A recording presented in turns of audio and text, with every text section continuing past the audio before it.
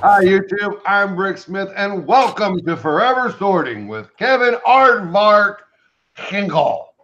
You did promise. You promised that would happen. I promised. I don't know if it's this week or next week.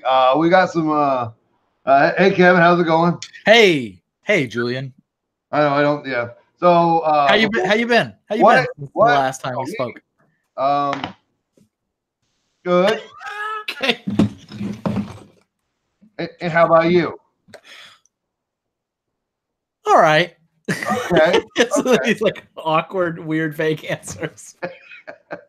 Kevin, I don't know. We haven't even talked about this, but I think there's going to probably be a new part in the show where when somebody comments on the last episode of the last time we were able to get to, that I might mention something about it.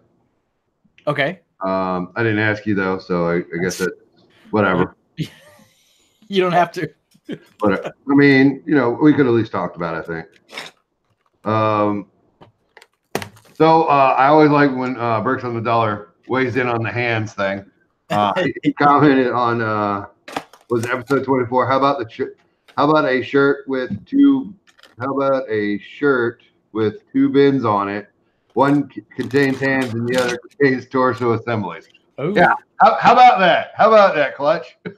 Is that's a recent comment? I didn't see that when I looked like a day or 15 hours ago. Okay, it was after I looked. Come on, bro. You got to do better. I did. So I was telling Julian right before we went live that I did do a routine sweep of all the Forever Sorting, looking for any comments or more specifically looking for any questions that I could answer. So I did go through and answered a bunch. Thank you guys again for leaving those questions on the comments. It may take a little while sometimes to get to them. Sometimes. But we'll get to them. Here's another great, good one here. It's collecting bricks. I'm gonna read that. Into a so sweet. Hear you guys get all mushy about each other. Oh, I don't know what she's talking about. Who are you? Did I get? Do I ever get mushy about Kevin? Well, that was if I recall correctly, that was during the episode when we were talking about your 5-year anniversary. Oh, well, start again. Are we gonna start again? Yeah. Because hey, well, it's my birthday. I'm gonna do a big old birthday stream. Hopefully, the wife gives me Lego and I can build and do a stream for my birthday. When's your birthday? March 7th. Okay. Noted. You gotta be. It's a Thursday. It's Thursday, and it's gonna be late. I'm gonna show up. I'm gonna surprise you at your home. Oh, okay. I also collect AFOLs if anybody ever wondered. I'm sorry. Here we go. I'm only hitting the hot spots. I'm not even going to talk about which Atlanta stores are where. I don't know. That's fine. I don't know. I haven't even been to one of those. No. Okay. And lastly, not lastly, because there's an Instagram thing I got to talk about too. Oh, okay. All right. Yay, more sorting. I have to sort my Lego at some point too. LOL. You guys are awesome. Keep the videos coming. That's Miss it's Ambi Bricks. I know her as Miss Ambi. She's over there across the pond, but I don't think she's not English. Ambi, where are you from? I think I don't want to insult her, so I know she's not in England. But I don't want to insult her by saying, "Oh, you're this when you're that." So, if you know where she's from, comment below. And it's an interesting. Yep. Yeah. And then over on Instagram, and I don't remember the exact words, but Capital City Bricks says, "Yay, we sorted together." Yep. Yeah, I also enjoyed that a lot. So go follow these fine folks on the YouTube and the Instagram. It's just part of the bigger community. Yep. Because you guys that are here because you like Kevin and love Kevin, and then you found me, and I appreciate every sub you guys give me, but I have friends too that are as sweet and kind and fun and loving as I am. Yeah. And they're out there and they leave comments. Yep. So That's a fact. All right, I'm sorry. There we go. Yeah, so I just tried to give every single one of my friends a shout out. Nice. Did it work? It worked. All right. Your turn. It worked. So hey everybody, we're going to get to the introductions because going through all the comments, I also love our friend Reed's comments on how longer and longer and longer the introductions are.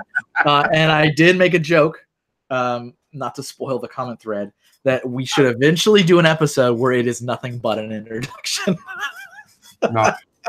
It's just one long introduction. So, but hey, everybody, thanks for joining us for another episode of Forever Sorting. Once again, my name is Kevin. That's my partner in crime, Julian, who also goes by Bricksmith. If you have any interest in following me outside of this program, you can find me on social media at Mr. Kevin Hinkle. That's on Twitter, Flickr, Instagram, Facebook. And then if you want to follow just my work, as an artist, you can follow me at Mr. Hinkle Draws, and that is also on the same social media platforms. And my YouTube channel here is Mr. Hinkle Draws. Outside of that, I also am involved in a comic series called Bricks in the Middle, where we make comics for Lego fans about Lego fans, which is called Bricks in the Middle. If you have interest in following that, you can go to bricksinthemiddle.com or BITM Comics on social media, as well as picking up a copy of Brick Journal magazine, where we get printed every other issue. And last but not least, AFL shirts. There you go. I got it. Home this time. I got it. So also with my partner Chris, goes by Clutch, Bricks on the Dollar. We have a service called AFL Shirts, which is a Lego-inspired T-shirt that I design and we offer up for subscribers every month. You can find out more about that on bricksonthedollar.com. This was the Bionicle-themed shirt that we shipped out to everybody this month. So there'll be a new one next month, which is based on the Lego Movie 2 and Planet of the Apes. So if you're interested, there is a teaser that's online. And of course, we do absolutely appreciate anybody that subscribes to get the shirts. We hope you like them when you get them every month. So here we are. Welcome back. No, I got to do a thing. Go ahead. Do the thing. If you would like your very own Forever Sorting T-shirt, go to spreadshirt.com/HinkBucketNation. The thumbnails are in the description. No, they're not. Will there be a link in the description? There will not be a link in the description. But you will be able to find a wait, maybe it will be. Does it need to be? Or is that too much? Should you send me your links to your stuff? Oh, what should I do? What laundry? While we have this crisis. Uh-oh.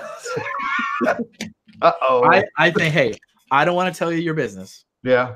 And I appreciate who you are, and I don't want you to change. Yeah, I know. But if I were you, yeah, and I had any type of merchandise related to the actual program, okay, I would probably put a link in the description. Okay, all right. I might leave it in a comment. It'll be somewhere. Kevin will leave it in a comment. Okay, that actually is a really fun compromise because if it's in the comments, you still have not put a link in the description. Kevin will leave it in a comment, and then I will pin it. There you go. There you go. Done and done. Done and done. Ladies and gentlemen, there will not be a link in the description. There won't be. That's just how he is. That's just how he is. That's how he is. That's who he is. That's who I yeah. So nice. Yeah. So yeah. Okay. All that. Yeah. And so this is off the heels of our 2-part photo journey. Correct. We went through my Flickr photo album of the photos taken during the construction of and soft opening and grand opening of the Lego store in Austin, Texas. Which was Kevin's third store that he was store manager. Yeah. Yes, third store.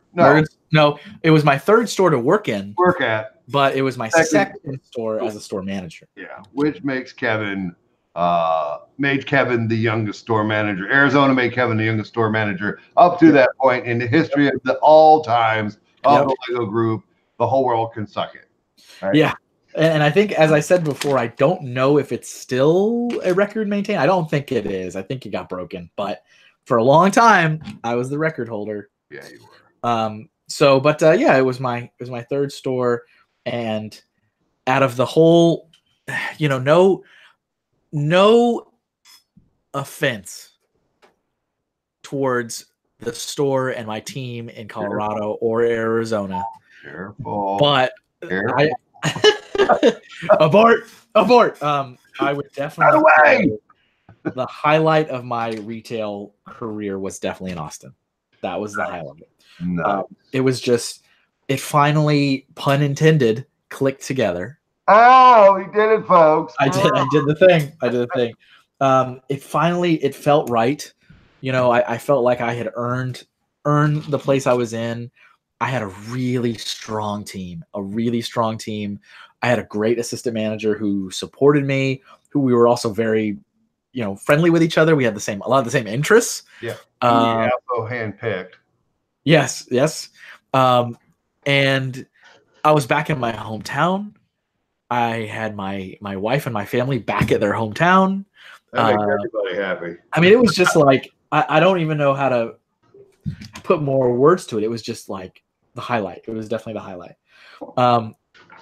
See, I don't know how spiritual people are, and you never bring religion into Lego. However, I will say this: it feels like it was meant to be. Yeah. I don't know if that's a thing. Is that, you feel that? Did you feel that? Because I feel that way sometimes when things are just, they click. Like the Lego Group, the company is huge. Yeah. What are the chances the guy from Austin gets an Austin store from Scum? Yeah, it's kind of unusual. I would admit. That's when I go. That's when I just I do the thinking emoji. There it is, folks. That is what I do. That's the thinking emoji. It's the best. Wonder. It's one of my favorites. Yes. My two favorite emojis, for the record, the thinking emoji, right, and the emoji with just tears running down the face. just tears. I'm a big fan of this one here. You are Julian is such a big fan of that one. He sends it with no context all the time. And I'm like, is he mad? Is he confused? Is he happy? Or does he just not care? Yeah. And then even if I ask, I'll get another one of those in response. So it's like, all right, okay. Bless his heart. It's good. It's so good. But yeah, I don't I would say in the moment it's hard for me to feel that way, but I do feel like a lot of times when I reflect on things, like, oh, that happened for a reason. That happened for a reason. And there's more of that to come, of that happened for a reason. I love it. Yeah, it was a really good time. And, everything about it was just really good. I was back home. I was, visiting family often. Family was visiting in my store. I mean, that's kind of cool. That is great. And all of this belongs to me. Welcome, family. Get your discount. Yeah. Well, no, I didn't do that. But, hey, it didn't stop them from asking. No. Hey, can I have this for free? Yeah, there was a lot of that, especially around Christmas time. And I can tell you this is anybody that works out there in the field, whether that's retail or merchandising or what have you, believe me, when holiday runs around, everyone's your super close aunt and super close, cousin, and like all of a sudden everyone's like, "Hey, I know we haven't talked in a couple months, years, but yes, Frida told me that you have a Lego store." Yeah, that happens. Yeah, that happens. It does. It happens. But I mean, nobody bothered. No relatives bother me on the holidays. I'll tell you what. Dear Julian, I heard that you have some troubled youths, some juvenile delinquents. Could you please let me borrow some for the weekend? It's like, I'm trying to scare straight my kid. Exactly, scare them straight. So yeah, it was a wonderful time. It was a wonderful time, I think, for all involved. And I was having a blast with the whole process. Kevin, were you having a blast? I was. Getting the store in a place of being self-sufficient, with a brand new team, everybody was like bright eyed and bushy tailed. Yeah. Nobody, there was no, preconceived notions of this is how this should be. Yeah, I was about to say the thing that I would think would be the best is that nobody came in and mucked it up yet. Yeah, for sure. If it's gonna get screwed up, Kevin's gonna. I'm gonna screw it up. And Ted and I, as I had mentioned before, we were very, very similar in our management styles and kind of how we thought managing should happen. And we were also just very similar as people. Yeah. And we got along really great. There was no backstabbing. There was no back talking. There was like total support both ways towards each other. What's that? It didn't bash you at all, huh? No. That's good. And not to say, it's not like Ted was a blind follower and did whatever I said. He didn't. Like if he had, concerns with things, he would tell me privately, and he'd be like, "I think we should do it this way." And he always gave a really good, constructive way. And I'd say, "You're right, Ted." And there was a lot of times, where I would say, "You know what, we're going to do it your way, Ted, because that sounds like a better way to do it." It wasn't like, unfortunately, the Jeff days when Jeff would just straight up say, "Well, don't do what Kevin said, do what I said." And I'd be like, can you please not do that, especially in front of the staff? Not in front of the kids. Not in front of the kids, please. Not in front of the kids, please. And so Ted was not that way at all. And also, as I had mentioned, Robbie, you remember Robbie? We gave him the supervisor role, and he ended up being fantastic in that role too. So we had like the trifecta going on, like the holy trinity. Yeah. I will say, and I'm going to cut you off. I will say that it might have something to do. The guys may have been as good as you wanted them to be because you guys were the ones that literally hired them. Sure. Yeah. I mean, there's probably something at play there. If you like the guy, your assistant manager who helped you hire the guy, just saying. Yeah.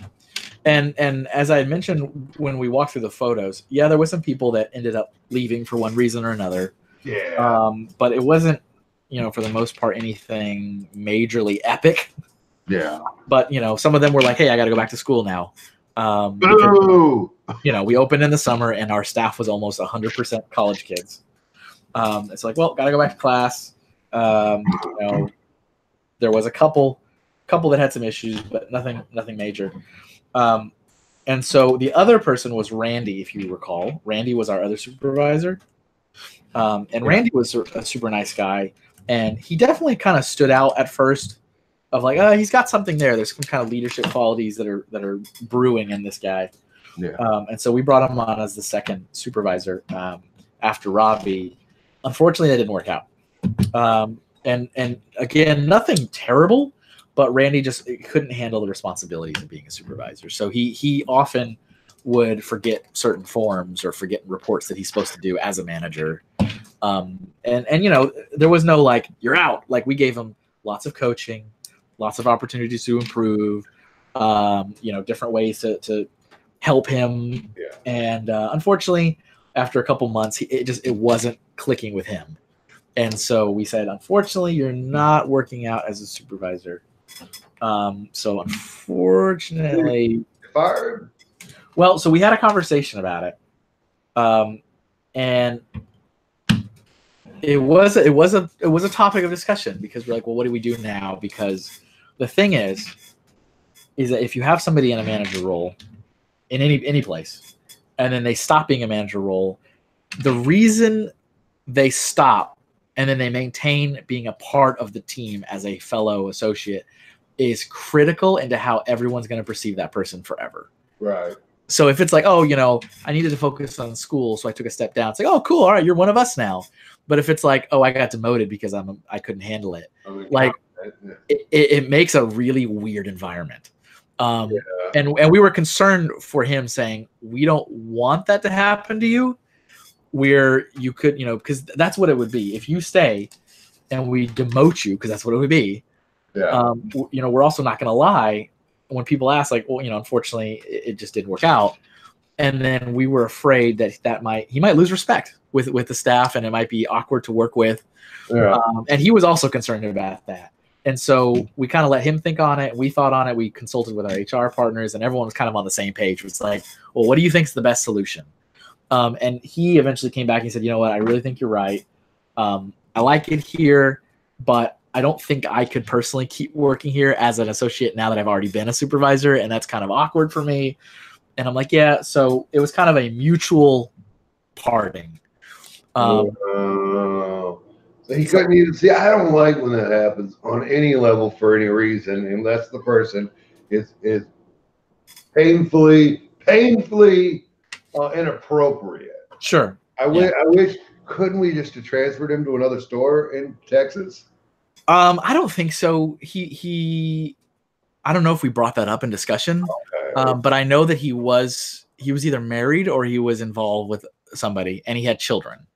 Right. And I think they all had like whatever school, his significant other had a job. And I think his whole family was in Austin, and not everybody is ready for the whole I'm going to move across the country for Lego. And even in Texas, it's almost practically moving across the country. It's like I want to move 10 hours away. Haley Brooks had a road trip, and it was a 14-hour road trip. Yeah. 9 of the hours on the road trip were driving in Texas. Yeah. No, that's it, man. It's ridiculous. It is. I don't know if I've already said this on an earlier episode, but when we used to do a annual drive from Denver back to Texas for holidays, the road trip schedule was always the same, in which day one is let's just get out of Texas. Like that was our goal. It's like we're gonna drive for as long as we can, and the goal is to get out of the state of Texas. And so usually we would drive for a good long 10 hours or whatever, and then we would stop right there on like the border of New Mexico. Be like, all right, we're done, and you'd feel so unaccomplished because you spent like 10 hours driving, and here you are like one on the map, a centimeter away from Texas, and you're like, wow, okay. Wow, that happened. But then, of course, you spend an equal amount of time, and you just blitz through states. You're like, oh, especially when you go towards the East Coast, you're just like, oh yeah, states. I made the trip from Florida to Philadelphia or to Pennsylvania. Yeah, right up the East Coast, and it's like, yeah. Once you get out of Georgia, yeah, they fly by. You're like, wait, did I miss another state? I think I fell asleep during one of the Carolinas. Yeah, I love it when people say that. One of the Carolinas. Yeah. So West Carolina, I don't know which one. Yeah. So yeah, unfortunately, to quote another friend, it was what it was. And there wasn't a heck of at least from Ted and my perception, there wasn't a lot of anger involved. And like I said, there was a lot of coaching. This wasn't a light decision made. This was like, hey, let's keep working on this. But there was some like major issues, like oh hey, did you not notice this store was $100 short? Just like things that like nothing shady, just like he wasn't ready for that step, and he kind of stumbled through it for many months, and we're like, it's just not working, man. I also went through a situation very similar where I was not prepared to be a manager. I was forced into the role in a nice way, thought I was ready, and then I realized I was a kid. So hey, it happens. Yeah. And he did end up he came back and visited us at some point later, and he had gotten some other job, I think at like maybe a tech company or something, and he seemed really happy. He was dressed really nicely, and I was like, Randy? And so sometimes in life people just need that little boost or that little hiccup or that little crap to get them to what they didn't realize was their life goal to begin with. Yeah. Or to that happy place, moderately satisfied in one place, and ecstatic to be somewhere else. Exactly. Exactly. So I want to say, I don't want to speak for him, but I think everything worked out. Let's speak for him. I say we speak for him. We speak for him, yeah. So I think everything worked out okay. Good. After Randy, the next supervisor was Alyssa, I believe. And Alyssa did really good at being a supervisor. She was strong. And then I want to say Yeah, then it gets kind of fuzzy after that. But Yeah. so my duration, how long was I there? How long was I manager of the Austin Lego store? And this is especially humorous considering we've just heard about how wonderful everything was. Piece still in the bag. There's a piece still in the bag.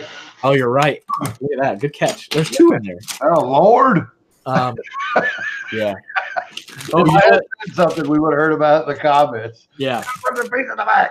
You know what's terrible? What's like the worst thing ever is when you are opening up a collectible minifig and there's a fabric of some kind and it's still in the foil pack and you maybe like usually when I'm doing it, I'm opening up several.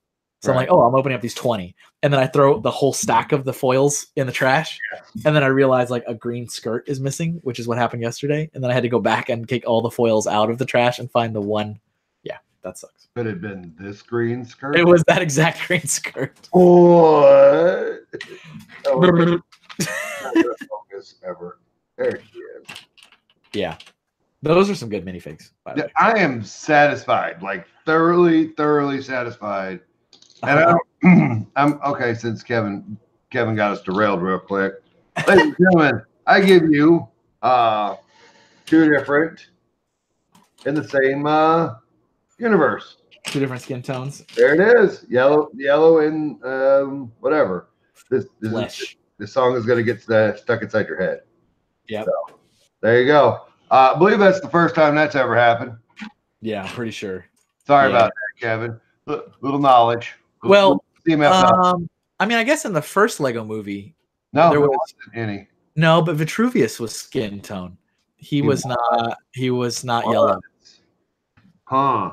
But it's still Lego movie universe. Like that's the trigger. Yeah, yeah. You can have anything and everything in there. You can be whatever you want to be. Right. And then we would break into song. Exactly. So I ended up being at the Austin Lego store for exactly 1 year. 1 year, 12 days. And you may ask yourself, why? Why? If everything was so good, why on earth would I not still be there? So what I found really interesting. Oh, hold on. I'm going to cut you off. I got a question. Okay, please go ahead. Had you never left Austin, would you still be working for Lego? Would you still be managing the store? Probably not. Okay, so you're certain that you would have. Well, I probably would have been there for several years after, maybe at most another 5. But there's a reason I'll explain. Okay. But I don't think it would have been much longer. So, as the store and the staff and the team really hit a stride, which was 6 months in, about 6 months in, it was a dream. I mean, in every sense of the word, it was a dream. Like it got to the point where I would come in and I almost didn't need to do anything. I walked in, like the staff was self-sufficient. The management staff was self-sufficient. Everybody knew what needed to be done, when it needed to be done. Well-oiled machine. I mean, more than I'd ever experienced before. Seriously, it was incredible. The sales were high. The secret shopper reports, which I've mentioned before, were high. The surveys on the receipt, which we get graded on, which they get graded on as well, were high. Like everything was peaches and cream, right? It was amazing. Coming up, are you about to give a big letdown? No, I'm not. I'm not. Thank God. Thank God. Because I just I can't deal with it. I can't take another. I like Nirvana. I like Valhalla. Yeah. Please let them stay the way they are. Yeah. Don't ever change Kevin. And I don't know what it was, but so Ted and I also, like when we got into like the 4 month, 6 month period of time, we started hanging out outside of work, like actually being friends and, hey, that's what you do with friends that are not just, work friends. But we would we'd hang out and maybe see a movie together or whatever. And so one time Ted and I were hanging out and I was like, Ted, I can't shake a feeling, man. And he was like, what is it? Tell me. And I was like, I'm not happy. And I don't know why I'm not happy. And so we got into like a deep discussion that day. I think we were having pizza or something, and we like sat and discussed all this.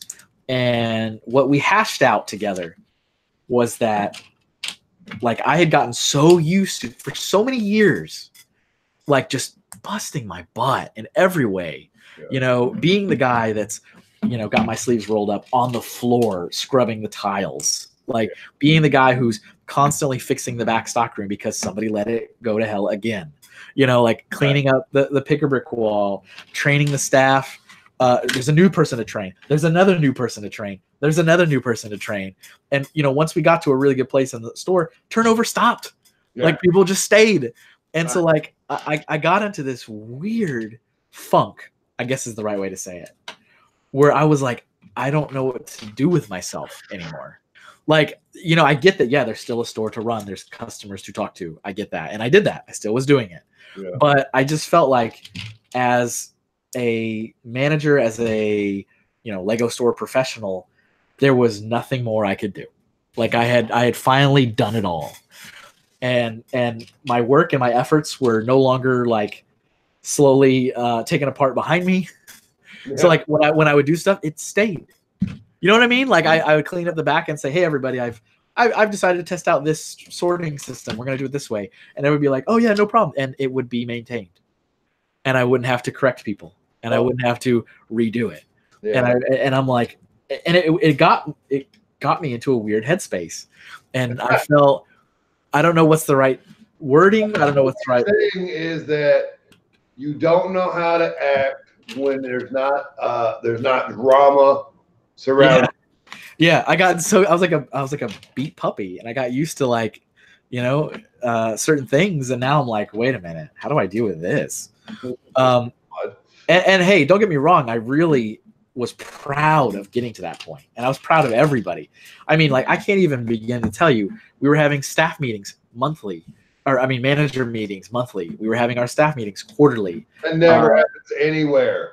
And it was just like, there was no issues. Like, it was just like, it was so good. And a couple other little tiny things happened along the way that kind of put a little spark back into me. So for example, our district manager, John, at one point, there was some issues with one of the Houston stores. And he said, hey, I'd like you to go down and spend a weekend fixing the Houston store because there's been a lot of issues. You're like, thank God I get to do something. And I was like, oh, yeah, for sure. You count on me. I'll be there. And they had just hired a new store manager, and I went down there and I spent a weekend. And it kind of felt good to get back to like I remember I walked in and I'm like, oh, Lord. I was like, that's not right. Half your light bulbs are out. Your floors are stained.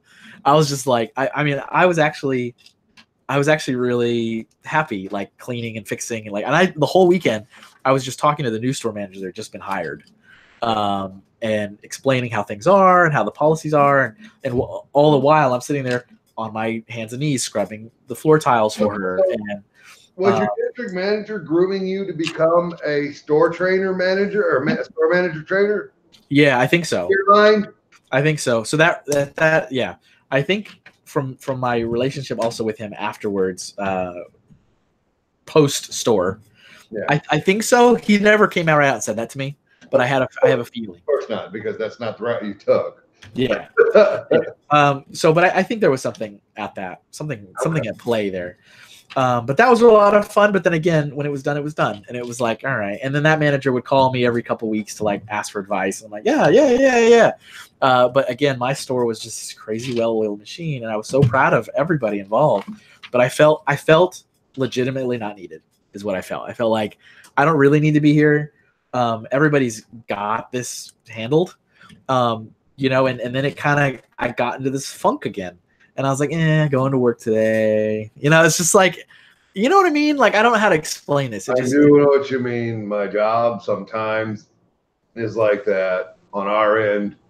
Okay, great. I get to go do such and such again. Yeah, here I am. Yeah. And but it's weird because it was me today, Yeah, but it was weird because it was from a place of like success. Like we had cracked the code. We had the perfect team, perfect set of variables, and everyone. It was just great. But because of that, I felt like not really needed. I would come in come in for a day, and I would get that immediate like manager breakdown from whoever was in charge. Like, this is what's happened today. Here's how I've handled it. I'm like, great. All right. I guess I don't need to do anything. It's like fantastic. And so yeah, I loved it, but I felt weird. I felt like something was off, something was missing. So I did something that I hadn't done before. Uh-oh. Which was I went to jobs.lego.com and I started looking for other things to do. And really, I did. I don't know why. For shame. I don't know what was the main, that day, what was the catalyst, but I said, let me see what other jobs Lego offers. Because obviously I'm a huge fan of the brand, huge fan of at this point I'm in, right? I'm in. You're in. You have drank the Kool-Aid. It was good. Yeah. Oh, I should also say for the record that I did obviously celebrate my 5-year company anniversary while I was in Austin. Nice. Congratulations on 5 years. Yeah. So there is a photo somewhere. It's like a really blurry photo of John, my district manager, giving me my brick because you get a 5-year brick. And actually, I can show that if you'd like. Oh, I think you really should get up right now and show it to us. Okay, it's right next to me. I will entertain while you're gone. No, okay. So I got his thing. Is he? Oh, he's back. Okay. You'll never get to see what the thing is, folks. So sorry. So I told you it was right next to me. So for North American Lego employees, I'm pretty sure this is Mexico, Canada, and the United States. Okay. They all use this recognition system where you as an employee, when you hit 5 years, 10, 15, 20, 25, and 30, it maxes out at 30. Yeah. You get a gift, a brick-built gift given to you. Oh. So this is the first one. This is the 5-year brick. So you'll see it says 5 years. Okay. And it's a giant 2x4 brick made out of plates and bricks. Kind of see it a little bit. It is glued together. So what in the heck is this? And this is, when I say all employees for Lego, I mean all employees, like retail employees, factory employees, corporate employees, merchandisers. If you work for the Lego group and you're in North America and you hit 5 years, you will get this gift. It's not personalized. Still to this day. It's not personalized. So there's nothing about this says my name on it. It is, as I mentioned, it's glued. This is meant to be on a desk. So the top of it is empty because you put pins in it and pencils and scissors and things. Huh. So this goes on your desk. You put your pens and pencils and stuff. And then here's my favorite part. These two studs on the bottom, these are actually drawers. Oh. So it opens up and you can put like paper clips and stuff in there. Oh my goodness. And slide it back close. I think that's the coolest thing ever. So are there directions online? Have you ever seen them? And if so, where do we get them? So there are not. There are not instructions. These are built by the model shop in Enfield. I've been in there when they're literally gluing together like 40 at a time because they're so cookie cutter. You can just copy and paste. Yeah. I've actually debated now that I'm on the outside trying to reverse engineer it and put instructions out there because I think it's really cool. I think we need it. So the other thing too is on the bottom, the black part. You can't see it, but there's a lip in here. I know what that's for. That's for business cards. Yep. There you go. You can see it with the glare. Yep. This is a little lip, and it's using those like wall elements, so that it comes out. Yep. So yeah, this was given to me while I was in Austin because that's when I hit my 5 years. Haley, can you try and reverse engineer that, please? Because we all need one in our lives. We need a 5-year award from Lego. You can make it in like different colors, like that's the game plan. But this was, as silly as it is, well, it's not silly. This stuff means a lot to the employees when they get stuff like this. Absolutely. I can tell you from conversation that in other countries, Lego employees don't do, like I said, they don't do the system. So they do something else. And I know for a fact in Denmark, they actually don't give you anything until you hit 10 years. Oh, wow. So, aside from, we'll acknowledge it for the day and give you a cake. But like, there's not like a gift given to you until you hit 10. And it's not anything like this. It's totally different stuff. And then other countries do whatever they feel is a nice recognition. But North American employees, they established this program a long time ago. I think maybe when I was still in Colorado, I remember the memo going out saying, announcing new Lego recognition program. And I was like, I hope one day I will be there long enough to receive these items. Yeah, so this was a cool little thing I got. I remember getting my 15-year pin for the state. So yeah. It means a lot, right? It's like it's literally, for me, it was a badge of honor. But ours were actually little tiny badges with 15 written on it. Yeah, it's just so it was cool. It's funny because, I mean, what is it really? It's plastic bricks, it's metal, but it like means a lot. It's like, yeah, I earned it. Well, for where I, and again, I'm not trying to compete with Kevin, but for where I work, last 15 years meant that you were a special type of crazy.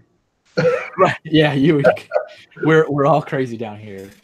Yeah. So I started looking online and seeing, well, what other jobs does Lego offer, because I really am feeling I'm feeling a couple things, actually, to be honest. I was feeling, like, as I mentioned, like I wasn't really needed anymore. Which is actually not something I tell very often. I'll be honest. I don't usually tell people that often. That is literally the first time I've ever heard that, folks. Yeah. What I normally say, which is not a lie, but it's not really the more overarching feeling, was that I was burnt out of retail. Because yes, there was a degree of like, all right, I'm kind of done with this retail thing, because I never really aspired to be a career retail employee. It's like it was a job while I was in college. Remember, I'm an artist. I need a job. I'm gonna work in the store because it looks cool. So there was still a young man, so yeah, for sure. Let's see. That would make you what, 26, 27 in your 5 years? No. I mean, that was probably when I was 24 or 25. You started with Lego when? 20. I was a manager when I was 23, and I got it the next year, and so I was probably 24. So you started with Lego at 19? I think so. Yeah, that sounds about right. Yeah, ridiculous. Yeah. So yeah, the thing I mostly tell people, like I said, it's not a lie, but I was like, I left retail because I was burnt out of retail. And that's not, like I said, it's not a lie. There was a degree of being burnt out of retail, but also I would say the bigger feeling was that I just felt I wasn't needed anymore. I felt like I had accomplished everything I needed to. I had reached as high as I wanted to. Ted and I did discuss, would I ever be interested in being a district manager? And I was like, oh goodness, no. And at the time, this is why this gets so amusing now in retrospect. But at the time I said, I don't know if I would really like to travel as much as they travel, because they're always on the road all the time, and they're away from their family all the time.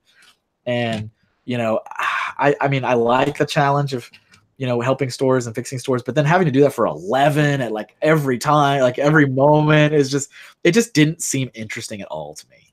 And so I was like, no, I don't think so. I think I need to be looking for other things. So I was looking for other things, and I started. So Infield itself, I'd been, as you know, I'd been a couple times now for store manager meetings and stuff. Infield was like now kind of on my radar. I was like, well, Infield, Connecticut, they do stuff there. I mean, they do other Lego things there. Like, it's not just a fancy schmancy corporate office. There's like fancy schmancy. There's some creative folks there that are doing something. So I started looking, and I wasn't looking outside of the country, that's for sure. Why would anybody want to leave the country? I wasn't looking like, oh, what are they offering in Toronto these days, or down in Monterey? I was like, no. I was looking in the U.S. And something caught my eye, and I had no clue what it meant. And I read the description about the role, and I still had no idea what it meant after I read the description. And I was like, man, what is this? It sounds kind of interesting. And so the job listing was North American Community Coordinator. That was the job title. And again, from reading the description, I had no idea what that meant. I was like, I don't know what this is. And most job descriptions are super fluffy, and you're like, what do you do in this job? But I couldn't quite make it out. But I said, well, that sounds interesting. Maybe I should inquire. Maybe not. I don't know. I really had to think on it for a while. Because it was literally the only thing that I was like, that seems kind of interesting. Now, what I was really hoping for in my heart of hearts was I was hoping to see graphic designer, and I was like, oh, finally, everything comes together. That's what I was hoping for, but of course there was no roles like that listed on. Is there ever? Well, as we'll find out much later in our tale, there are, but at the time there was not. And so, and actually for many years there was never any creative roles listed in infield. There was often enough creative roles listed if you want to move to Denmark. I was like, no. So I kind of sat on it. I didn't really jump on it. I just kind of sat on it. I didn't apply. I just said, and I flaked out and I didn't do anything, and I kept doing what I was doing. Don't we all? Right. And then months went by. So I told you, this is at the 6-month mark when things are really in a good place. Months go by. And and we are, I think, 8 or 9 months now in. Okay. And that feeling that I told you I had, that was still there. Feeling didn't go away. So as you can imagine, it did get better after another couple months of just, but I want to say the store was still phenomenal. The staff was still great. Everybody was doing what they needed to do. The dream right there. No issues whatsoever. Just a manager who's in a funk. Manager doesn't know what he's got till it's gone. Exactly. And even at that, I don't think anyone really, or at least I don't think they knew that I was having any kind of issues. Ted knew, of course, because Ted's my friend. He's my right-hand man. And Robbie started to kind of know because we brought him into the circle. But no one else really knew. And so, and of course, the other really important thing about this discussion is I was talking about it with my wife. Right. I'm not feeling it anymore. And, and of course, because she's an amazing woman, she's like, well, whatever you do, I'll support you. I've already followed you how many times before? And I was like, yeah. But I was like, I felt so guilty. I was like, I don't want to take you away from your family again. I already did that once. You know? And she kept saying, stop it. Stop it and just do what you think you need to do. And I was like, okay. But again, I was just kind of thinking on it. So I think I've mentioned this before, but in the stores, there was a thing called the weekly communication. So this was an email PDF that corporate would send out to all the stores, things that you could read, updates, whatever. And they decided to start something new. They wanted to start a new initiative in the weekly communication, which was, let's post some of the jobs, the currently open jobs within Lego, in the communication that we think maybe store employees might want to apply for. So there was a big initiative that year to get more people out of the field and into the corporate environment because people weren't happy. People were in general, people weren't happy. They were saying, Lego, your people at corporate are so far distanced from everybody else in the field. You have no idea what reality is. Oh, the ivory tower effect. The ivory tower. And so, corporate heard it and they were like, what initiatives can we do to really get people from the field into corporate to fix this? So yeah, one of the things they just decided to do was put up the jobs that were being listed, that there might be someone in the store that would like to do this job. So one day, here I am, minding my business, and I get the communication as I do every single week. And in the communication, it says North American Community Coordinator. And I actually double taked. I said, there's no way that's that same job from 4 months ago. There's no way. That job would have been filled. Lego jobs, when they get posted, they get filled. In this day, in this era, they don't last. They don't last long. they're up for a little bit, and I was like, there's no way this is still real. Yeah. And so I sent a message to the guy who was in charge of the weekly communication, who was a retail person, a corporate retail person. And I said, hey, question for you. Is this an error that this was in the communication? Because this role was posted like 4 or 5 months ago, and there's no way that role's still open. And he, because I mean, that just didn't happen. And he replied, he goes, oh, you know what? I don't know. Let me ask. And so he's like, I'm going to ask the actual real hiring manager for this job because I don't know who it is. Right. And I was like, okay. He goes, I'll get back to you. Or actually, better yet, I'll have the person who's in charge of it get back to you. And I was like, oh, okay. I guess so. I guess that's fine. I mean, I wasn't really looking to officially get in. I was asking a question. But I said, all right, okay. So waited a couple days, and then I got an email response from the actual hiring manager about my inquiry. And the retail guy basically just forwarded my email. So it said, hey, I just wanted to know, is this real? Like, is this a real listing or is this an error? And so he responded to it. And I was not at all prepared for who was going to respond to that email. So I'm sitting there, minding my business, and I get an email from Jim Folds. Now, people that have been listening to this program from know will remember Jim Folds because I mentioned him in terms of the Lego Universe person who was there. He was a member of Cowlug. He had visited the store. We had the whole story where I was like, "You work for Lego? I didn't know that." That whole Jim and I had not if we weren't friends, but we knew each other well. Sure. And I was like, "What?" I was like, Hold on. How did this? What? And so, and his email said in it something that again didn't become super apparent to me until later, and I'll tell the story later because it's amazing, but I won't tell it right now. Okay. But what's important to note is that in his email, Jim said one thing and one thing only. He replied to it and he said, "Hi, Kevin. So it sounds like you want to join the Lego community team." And that's it. That's all. What? That's all it said. And again, that didn't really register anything with me. But it's important to note that for the tale.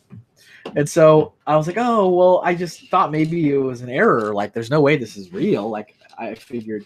And he goes, let's have a phone call and we'll discuss it.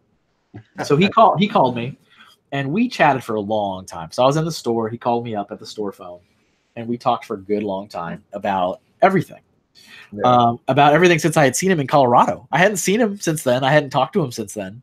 And so, of course, he goes, Kevin, how in the heck are you in Texas? Weren't you in Colorado the last time? And I go, weren't you in Colorado the last time I met you? And he was like, oh, no, I'm still in Colorado. And I was like, what? How are you still in Colorado? And so he explained to me that he had done, a really good job at being this like Lego Universe community liaison person that worked for NetDevil under contract with Lego. He wasn't a Lego employee. He was a NetDevil employee. Right. But he had done a good job so that Lego offered him a job to join Lego officially as a senior community manager. I like it. And so they put him in place above Steve Witt. So I don't know if that name is familiar to any of the listeners. So Steve Witt was the community manager before, or 2 community managers before me. So he did it for a good 5 years. He was pretty well known. Pretty well liked as well. The community liked him quite a bit. So Jim was brought in as Steve's boss. Oh. So, I mean, that can also, present issues. But so Jim was now officially a Lego employee, but still living in Colorado because he owned a house in Colorado. And he was in the process of trying to sell his house so he could move to Connecticut. Life. There's a lot of things involved. Sure. But so he's like, oh, no, I don't live in Connecticut yet. I will. I'm going to, I think he said later the next year. He's like, but I'm not there yet. So right now I am basically living in Colorado and flying to Connecticut every single week or every other week or whatever. It was something ridiculous. And he goes, and I fly to Denmark too every quarter or whatever. That's right. And I was like, oh, okay. But he was like, yeah, so what this role is, let me explain it to you. And he explained it that this was really a person who was responsible for managing the relationship between the AFL, adult fan of Lego community, and Lego as a entity, everything that it comes with. And it was specifically towards North America. That's why it was in the title. Yeah. So it was. And what else is very, very important to note is that at that time, when they said North American Community Coordinator, they really meant the United States, parentheses, plus Canada, Community Coordinator. There was no work involved in Mexico whatsoever. Okay. But it said North American Community Coordinator. So I was like, okay, that's super interesting. I think I could do that. I mean, I've been talking to AFLs in my store now for 6 years, in 3 different stores, actually, 3 different lugs, 3 different areas. I mean, I had no clue that really doesn't mean a lot, but I was thinking it meant a lot. I was like, I have a good relationship with 3 different lugs. And I've been able to adequately balance myself between being a friend and a lug member versus being a Lego employee and a representative. Like, I don't feel like there's ever been any representation issues. And he agreed. He said, "Yep. Yeah, oh, I know. I don't think so either."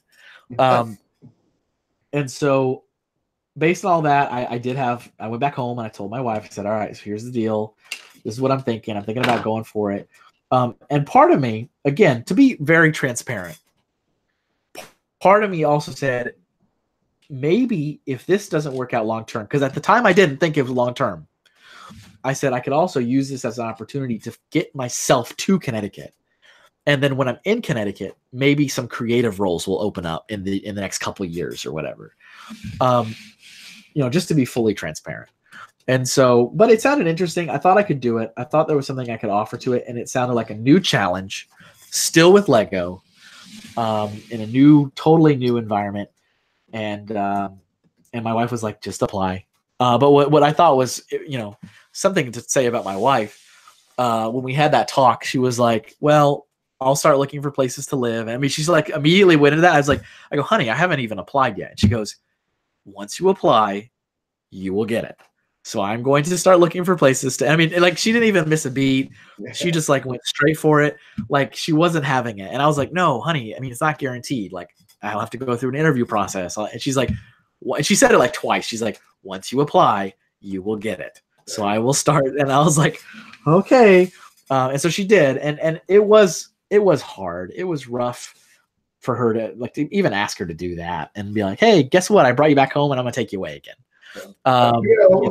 It's like, hey, but spoiler alert, I applied. No.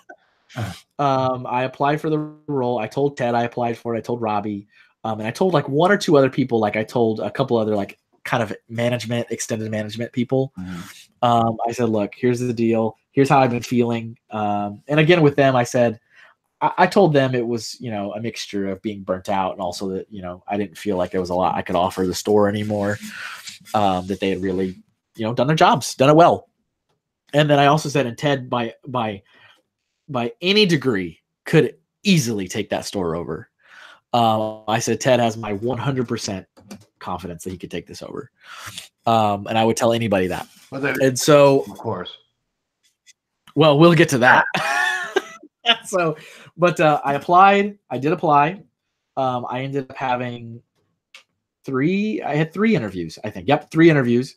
So I had a phone interview with HR. That was the first step. And that's usually Lego step. So here, if you're a listener and you're like, what's the process like working for Lego? Usually it is a 3-step interview process. There are deviations. There's always deviations. But usually it's 3 steps. 2 of them are usually phone calls. So the first one is like a phone interview with an HR person, which is very high level. Like, tell me why you want to work for Lego. What are your strengths? What are your weaknesses? Like, very cookie cutter interview. And they're just trying to make sure you're not absolutely insane. And then after that, you go to the actual hiring manager. So the person you would work for.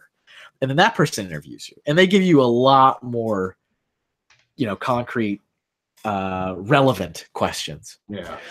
And then usually the third step, and as I'm saying this, I think I've said this before. The third step is having a second opinion from somebody else who's kind of in the same area.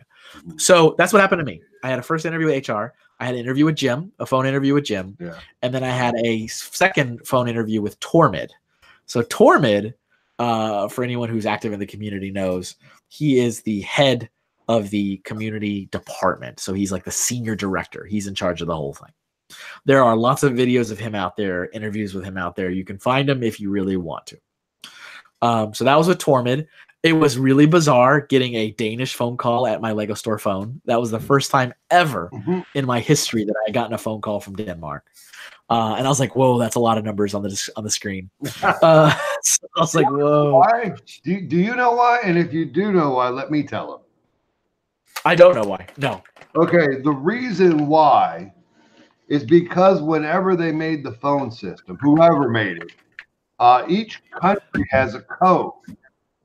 You have an area code in America, and I don't know how other countries do their area codes, but their country code, like we're 1.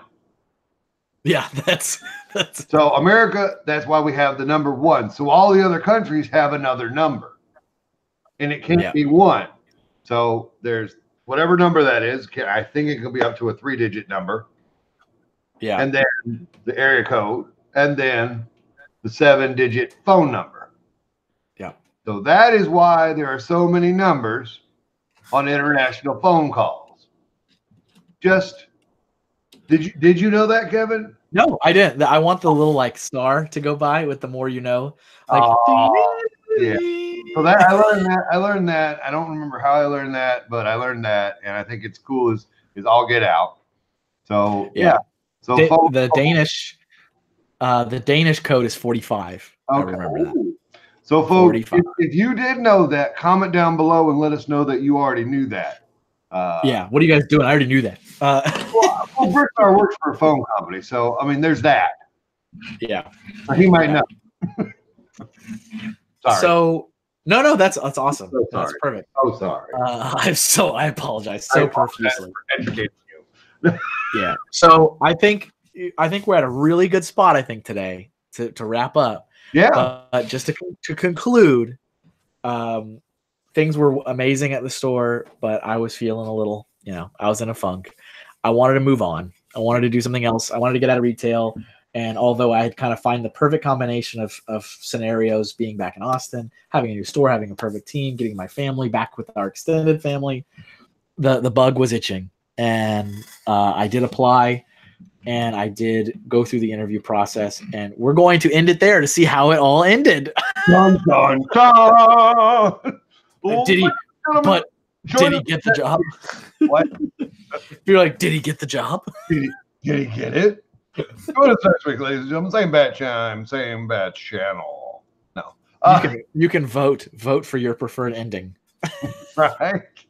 How does it end, everyone? Leave it down in the comments below. Exactly. Hey,